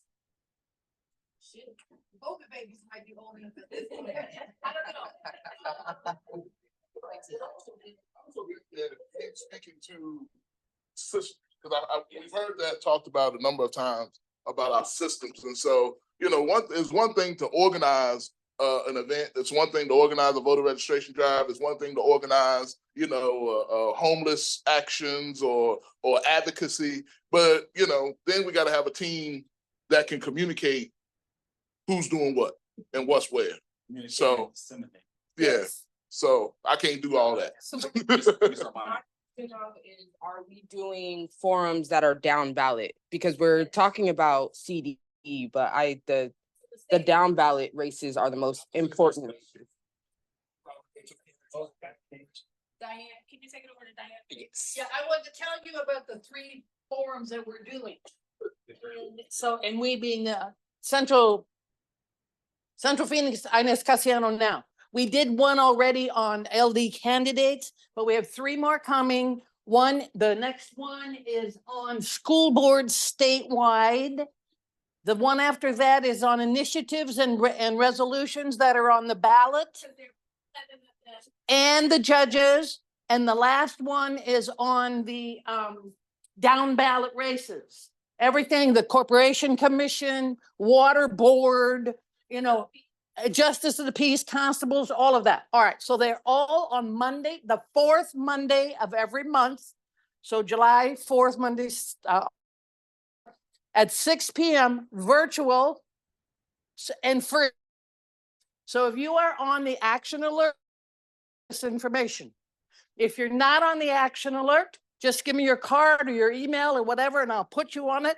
You'll get the information. You can sign up for one and you'll get the notices for all the remainder of them.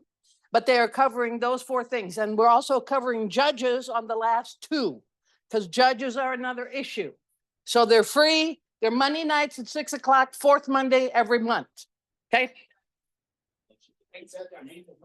What branch do you belong to? It's probably now. Is it now, Diane? Yes. Okay. Yeah. Okay. So Miss Angela Copeland. But we'll take care of you with different.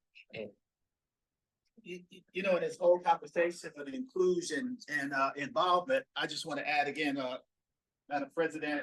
Brother Deal. Speaking to the mic. Thank you, sir. Madam President, Executive Board, everybody on the call, a conversation that we've been having for the past several weeks, it was Black Voters Matter. And we've been talking to Sister Wanda Mosley. I don't know, many of you might have been on that call, but in July, they're going to come and they're going to have resources as well. And Brother Tatum can speak to that, but Black Voters Matter is a very critical organization nationwide out of Atlanta. They're doing some significant work there and they'll be coming here too. A lot of great things going on. And into this conversation, one of the things that we've talked about through political action is pulling together county recorders. County recorders are the chief election official. The Secretary of State is the chief election official of the state, but county recorders are your people who put your voting polling places and all that in place. Voting integrity is very critical this year. And I was at an event yesterday, the African American Disability Conference, and the Secretary of State was there, Adrian Fontes and others were speaking. But we want to hold some conversations. I'm not into debates, but we want to hold conversations with county recorders. The Pima County recorder was there, and I have her card. And County Recorder Richer, who is a member of the GOP, but he has opposition in this particular race within his own party. And so we think he has an open policy, but he's have opposition from within his policy. And one of the things we're putting out in terms of involvement and inclusion is for each county to visit your county recorder and your MedTech, your center where they house all of the voting apparatus. Now, you can't go now because it's on shutdown for July 30th, the primary election. I was talking to individuals from the county recorder's office yesterday, and so there's a closed period where they're into printing ballots and getting ready for the election, the primary on July 30th. But immediately thereafter, you need to go visit those places, be familiar with that, because most people vote by mail. And when you vote by mail, you don't know how your tax dollars are working. Having worked the polls the last several elections, you go in and populate that machine if you're a registered voter through a site book. But the more we become familiar, we can diffuse some of the misinformation, disinformation. And then in terms of who we are and what we're doing, we're constantly out there making these things happen on a consistent basis. So I just want to add that to the conversation. You can speak more to Black Voters Matter as we go forward. Also, just as we talk about events, I think Arizona is a very unique place because people come from all over, and people around the state come to Maricopa County for various events. So let's also be aware and strategic to realize that the WNBA All-Star game is in mid-July. And if we can find some places to post up, I know that at one point in time we had relationships at the Footprint Center, but I doubt that we could. I don't know. Maybe we can. Let me not doubt that, because all we got to do is ask, right? And maybe we can have a place where we can set up in the Footprint Center or around the Footprint Center during the time of All-Star Weekend to network voter registration. Well, voter registration will be over for the primary, but we could also provide voter education information, you know, and registered voters. yeah. I mean, just yeah. So we can be visible. So as people talk about, we need to be more visible.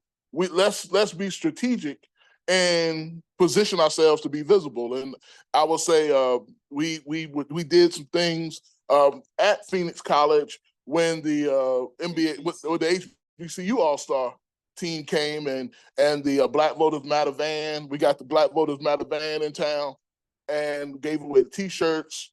We also registered voters because there was also a community event there. There was also we took a lot of youth to GCU at that event. So we had some visibility, and we have visibility. But let's just continue to be forward-thinking about positioning ourselves where the people are. All right. So this summer, Black Voters Matter with Wanda Mosley and some of the crew are going to be coming into Arizona to provide training, resources, get out the vote methods. I have some materials in the back as well. I'll bring them up. So on Tuesday, July 9th, Wanda Mosley is coming in to do a training at Mount Calvary Baptist Church in Mesa. And so I can provide the details. 6 o'clock, July 9th, Mount Calvary Baptist Church. There'll be a Black Voters Matter training. So Is the van coming, the minibus? Yeah. So I'm supposed to be getting that sometime this week. Yeah. Everybody is doing such great work, and like when you're talking about down ballot, we're talking about down ballot, has it already been thought about? And I don't know if it violates any kind of ordinance that we cannot do, but actually printing sample ballots for folks who, you know what I'm saying? It's like, it's great that we're having form. A voter's guide.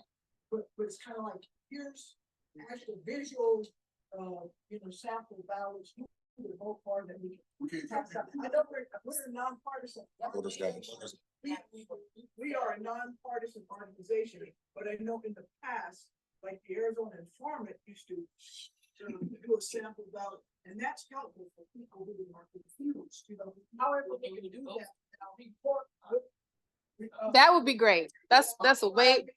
Without violating our nonpartisan status, something that people can just say. So National, and you can correct me, I know that you're still doing onboarding, but National has told us that they were going to print voter guides for us. And so, yes. And I see the League of Women Voters, and now actually 2 judges, yay and nay. The league doesn't gavel watch. Right. Big Spence, yeah. They're both gonna come to our seminar, our virtual. But yeah. So gavel watch and Big Spence, both you judges. And I would encourage in every community, Yuma, Tucson is already doing it. They did a candidates forum with the League of Women Voters, partner with those, because we're partnered with organizations. I was yesterday with the county recorder's office and the Secretary of State's office and have some little booklets that Clean Election put out. What's his name? Avery put out a comic book like for youth to talk about voting and being involved in that process. I can give one to the various organizations, each group chapter. I don't have enough for everybody in the room, but I'll distribute those later. And there's a lot of that's going on. So we are partnering. We're not trying to be an island. We understand the importance of polarity and being involved in the creases so that we can be more effective. And so we're not trying to be monolithic at all. So. But also want to say when we are at those tables and we are talking about elections and voting, do not say talking about who vote for. Right. All right, because sometimes some people will try to trap right into that, and you're being recorded. And if you don't go viral for the wrong people. Thank you all so much. We need to move forward. We have some housekeeping stuff that the president needs to take care of. We're a little bit over our time. The meeting, the room is till 11. So, yeah. Diane, last thing, and then we're gonna move on. Do you know that you can put a statement in the voter guide to go out to 4 million voters? I think you have until July 3rd to do it. It's $75 a piece.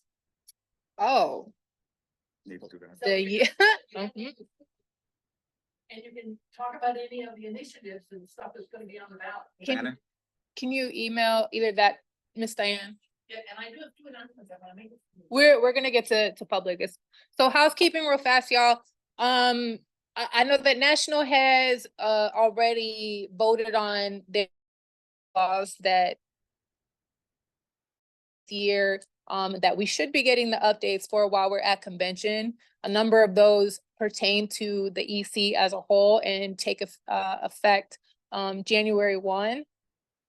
Things are if you are a branch president, be a president or another seated member at the state conference level.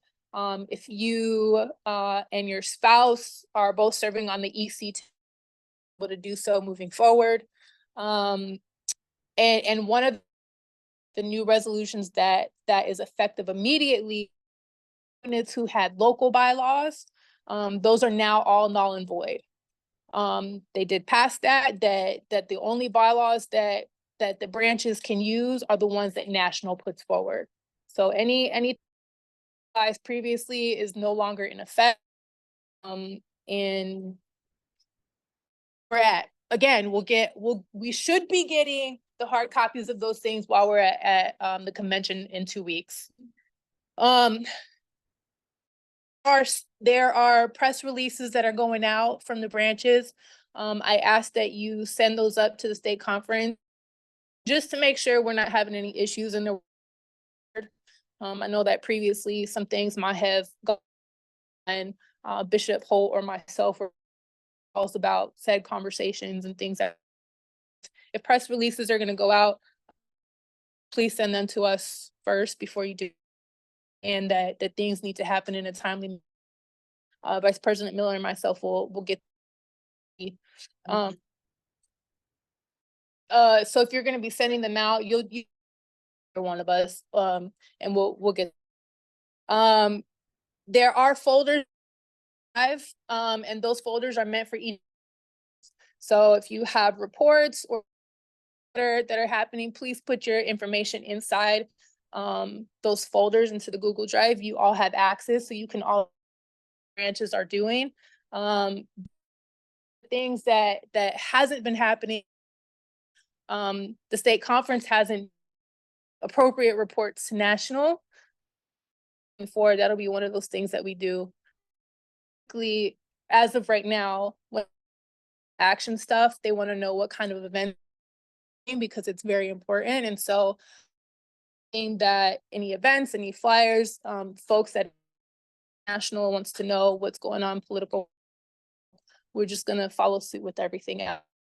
Again, your folders are, you can also see what your other branches have been working. What am I missing? Seems to be a conversation that we've had many times this year already. if it's not in the bylaw, it doesn't exist, right? And so, Reverend Forte, we've had this conversation so here, and so we just need folks to understand you are appointed or you are elected to a chair or a committee. First and foremost, those things need to be voted on by your membership as well as your EC. A president, I cannot just go and say, oh, I'm now naming this person a chair of so-and-so.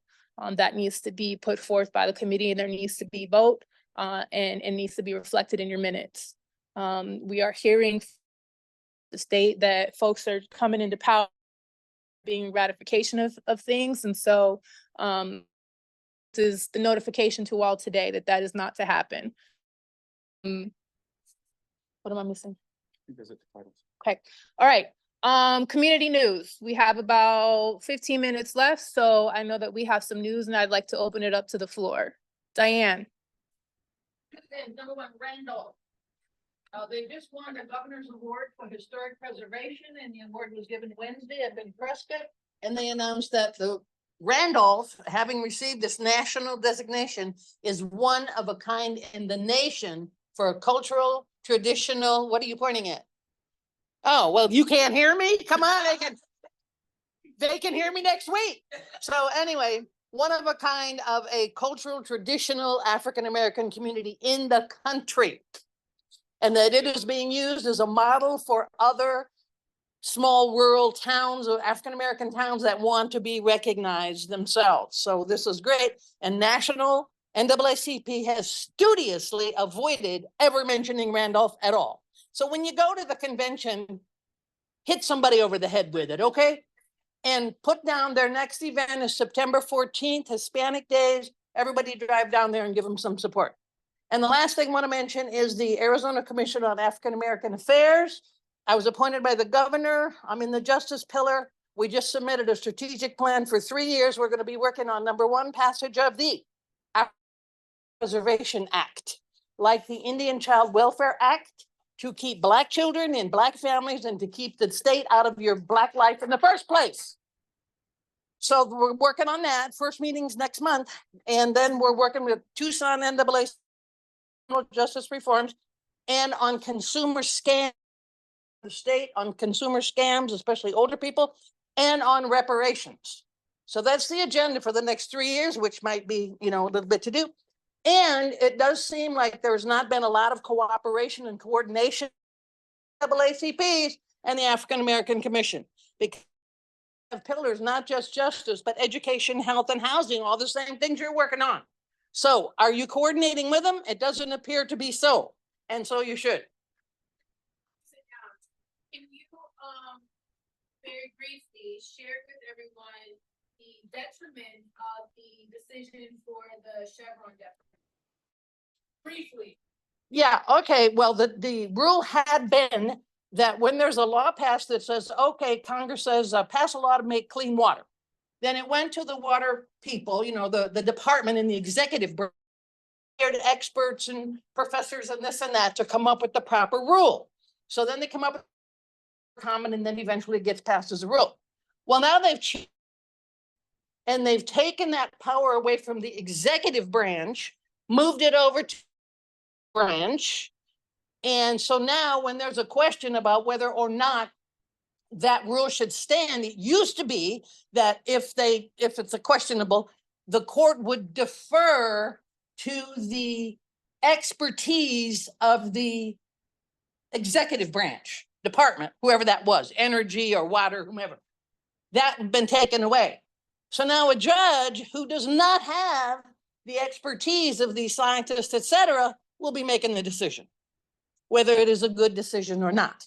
So that's the real problem, is that now everything is thrown open to people without the expertise to make these decisions. And our judicial branch has been severely compromised by the appointments that have been made in the last several years, so we don't have good judicial branch.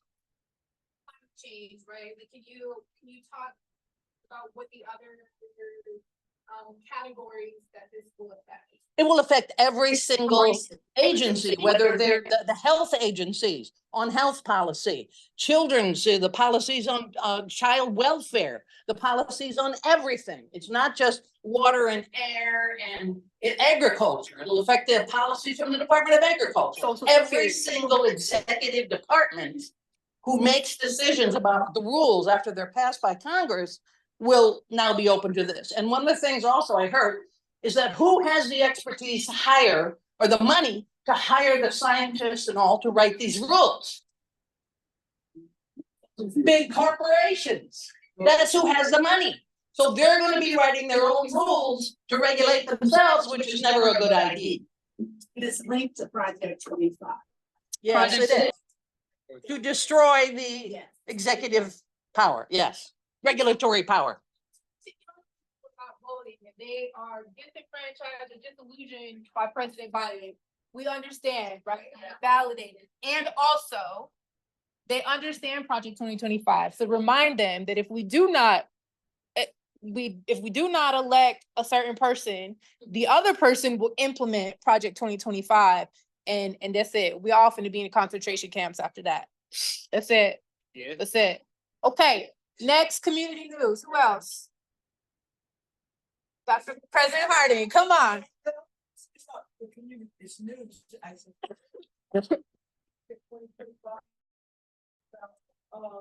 Just wanting to bring it, ask the question. Our political action committee, we are focusing on that demographic who has said that they're sitting out this election. We've been doing education at like the spoken word locations. Maybe we made a decision that the forums are the folks who already know what to do. So in the outreach, the civic engagement and all the things we're doing, I'm just wanting to say, let's not forget that piece, that putting effort on the younger voters who are saying they're going to sit it out, just like what you said. Is they're saying, well, why should we vote for Biden? Well, why should we vote for people who have policies? Why should we vote for people who have policies that help the majority of the people? Well, which party tried student loans and got blocked? You know, so talking to issues, we know that issues, but putting a lot of effort on that group who says they're going to sit it out. And we need their votes, you know, so yeah. It goes back to what was said earlier, right? We need to meet folks where they are. Yes. Reverend Radim Robinson did a lot of things, and a lot of people got a lot of feelings, but what that man did do was go church at the bar. Yeah. Right? So we need to be doing the same thing. We need to meet people where they're at. We need to go to strip club, and have some good conversations. That's it. I just want to say that I think, yes, I want to echo what you're saying. And I think that we have to ask ourselves, like, what is it that people actually don't know? And the thing is, a lot of folks don't actually understand, like, how the political apparatus functions.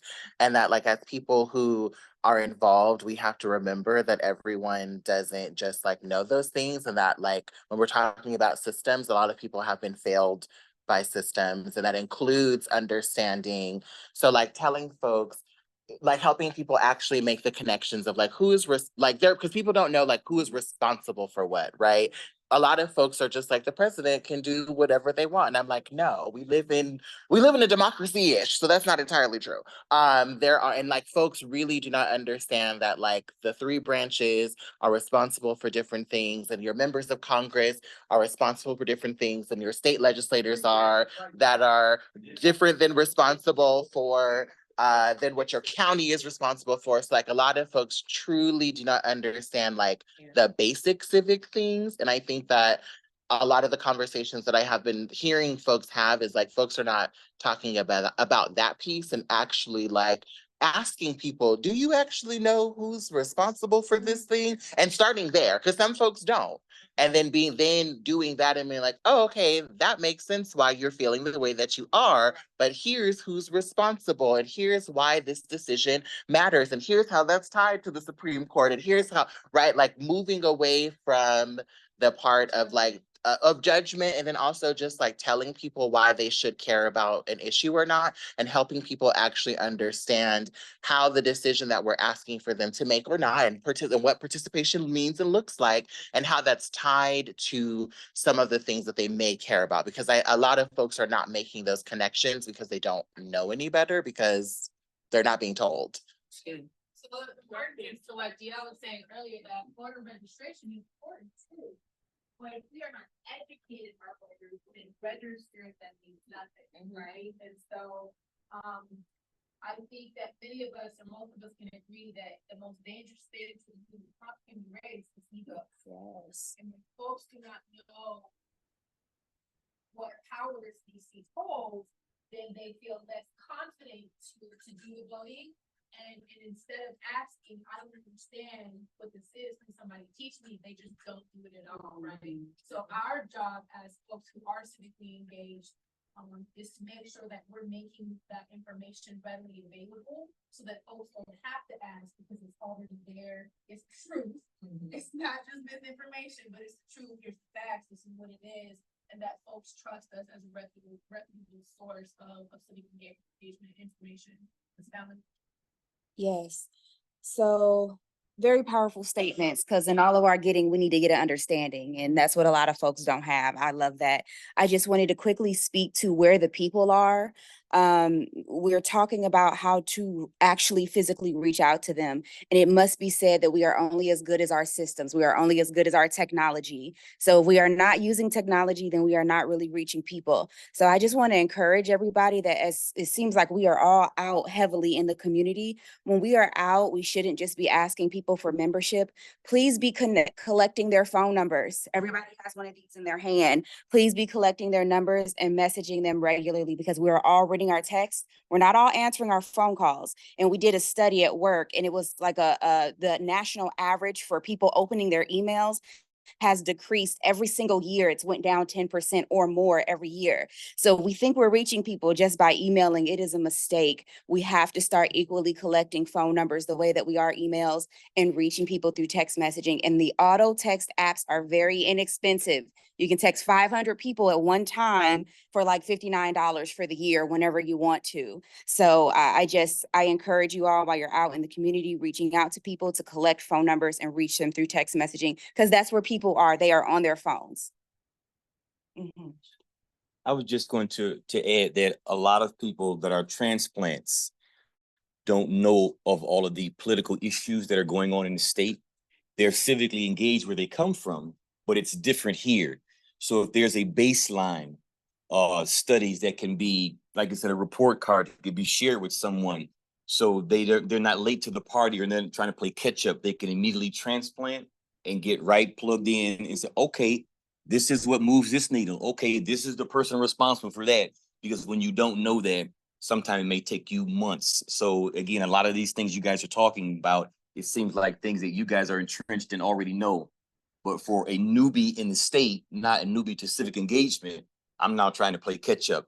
And when you're trying to pastor people, as you're, looking at the congregation that God has given you, you're saying, hey, they don't know it either. How long have you been here? Well, I've been here 5 years. I've been here 2 years. I've been here 3 years. So if there's a baseline, a report card, a cheat sheet, something that would help me bring those people up to speed, that would be great. There are organizations that Yeah. Diane was mentioning earlier. So in our next newsletter and on our social media, we'll make sure that we're pointing out that CEBV, that the League of Women Voters, that there are organizations that do nonpartisan work already. And so that we can share that information. Is there anybody on Zoom that has community news that they would like to share?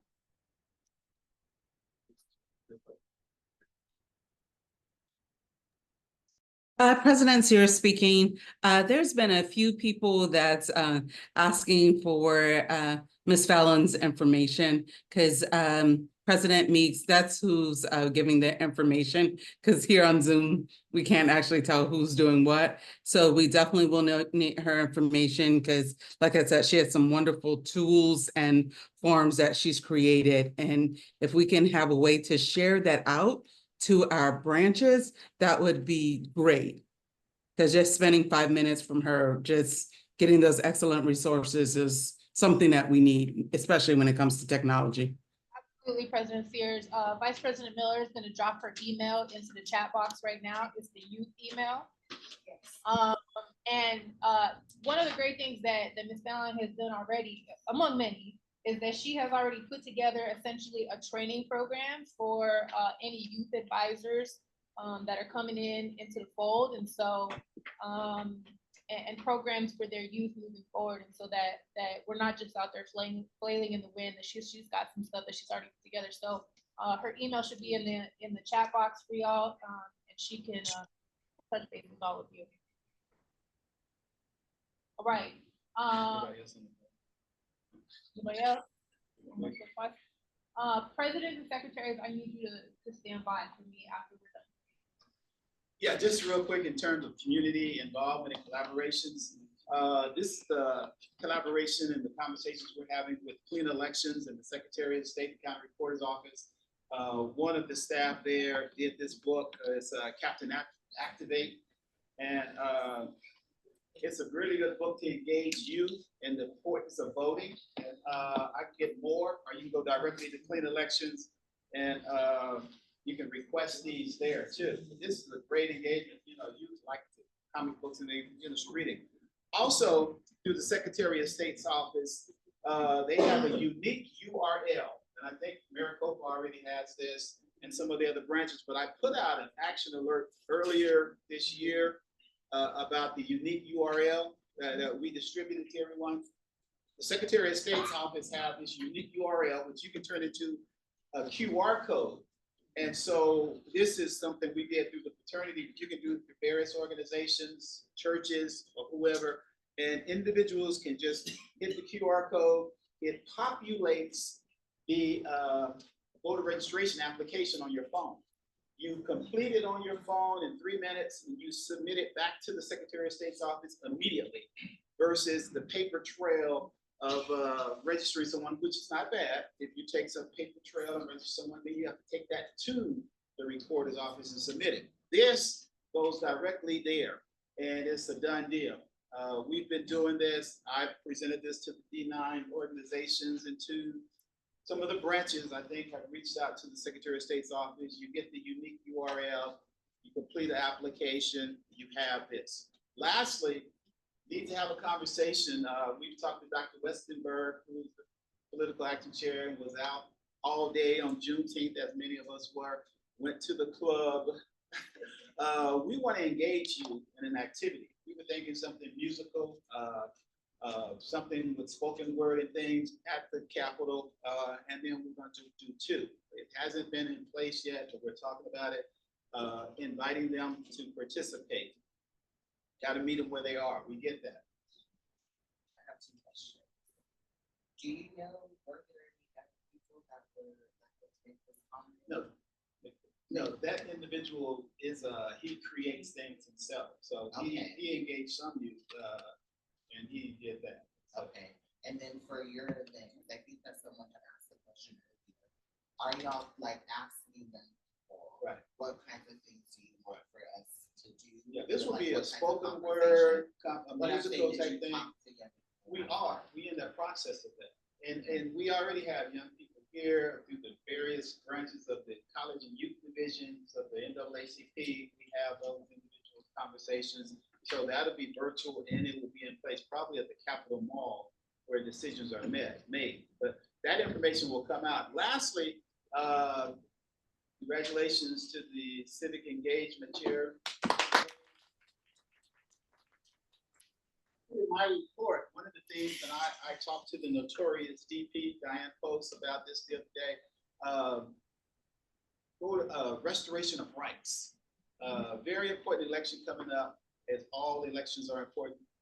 We're going to host, in conjunction with some of the other organizations that are already doing this, victim rights. I know that the Maricopa branch did this in the past, I believe, and the state at some point years back.